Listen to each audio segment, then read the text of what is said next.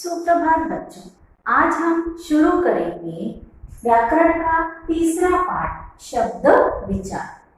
अब हमने जैसे देखा है कि वर्णमाला में जो वर्ण होते हैं वो वर्णों के आधार पर वर्णों के सहयोग से बनते हैं शब्द।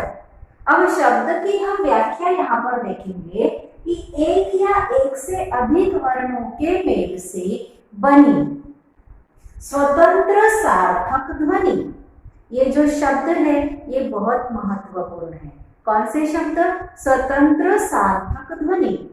जो निरर्थक होते हैं उनको शब्द नहीं कहा जा सकता, मगर सार्थक, सार्थक अर्थात जिनका अर्थ निकलता है, सो उन्हें ऐसे शब्दों को कहते हैं स्वतंत्र सार्थक ध्वनि।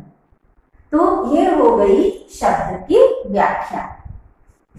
वर्णों से बनते हैं शब्द और शब्दों से बनते हैं वाक्य। वाक्य भी अर्थपूर्ण होने चाहिए, सार्थक होने चाहिए। तो यहाँ पर वर्णों से बनते हैं शब्द और शब्दों का वर्गीकरण चार आधार पर किया गया है। कौन कौन से हैं? सबसे पहला है अर्थ के आधार पर। यह है शब्दों का वर्गीकरण।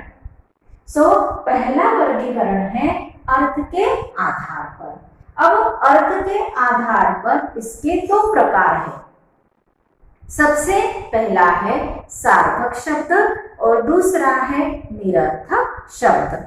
सार्थक शब्द अर्थात जिनका अर्थ होता है और निरर्थक अर्थात जिनका कोई भी अर्थ नहीं होता है।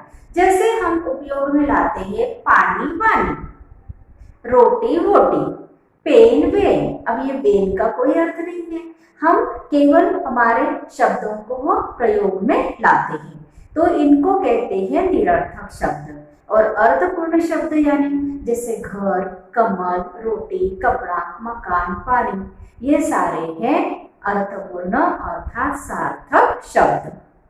तो सार्थक शब्द के भी चार प्रकार हैं बच्चों।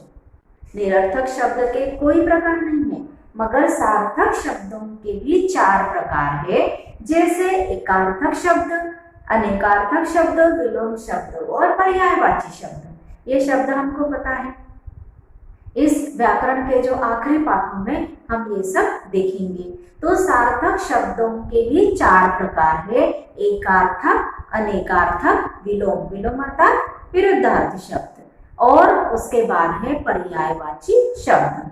तो ये हो गए अर्थ के आधार पर।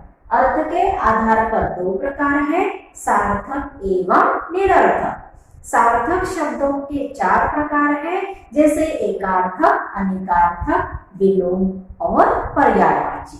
अब हम शब्द का दूसरा प्रकार देखेंगे, दूसरा वर्गीकरण देखेंगे बनावट के आधार पर। यह है इसका दूसरा वर्गीकरण। अब बनावट के आधार पर इसके तीन प्रकार हैं, वो हम बाद में देखेंगे। अब मैं सिर्फ उनके नाम बताऊंगी, जैसे रोड, यौगिक और योग रोड। शायद पिछले साल के व्याकरण में भी हमने पढ़ा होगा। तो बनावट के आधार पर तीन प्रकार है, रूढ़, यौगिक एवं योग रूढ़। उसके बाद है तीसरा प्रकार उत्पत्ति के आधार पर। उत्पत्ति अर्थात जहां से शब्दों की उत्पत्ति, शब्दों का स्रोत।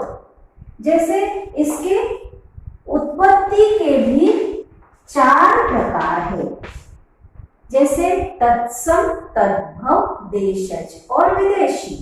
ये है उत्पत्ति के आधार पर शब्दों के चार प्रकार।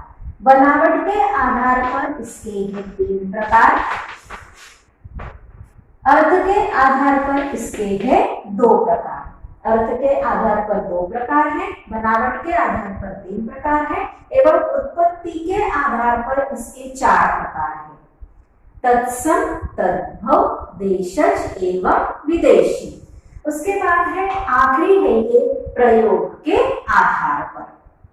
तो ये हो गए अर्थ के आधार पर, बनावट के आधार पर, उत्पत्ति के आधार पर और अर्थ के प्रयोग के आधार पर इसके हो गए चार प्रकार।